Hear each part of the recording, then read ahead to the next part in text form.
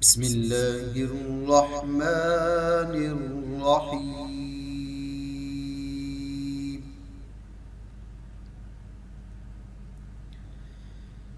لإيلاف قريش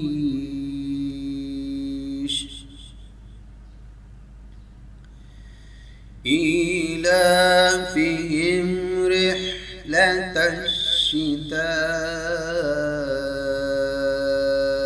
والصيف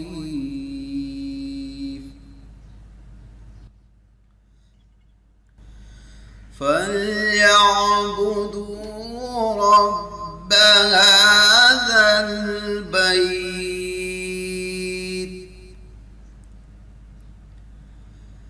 الذي أطعمهم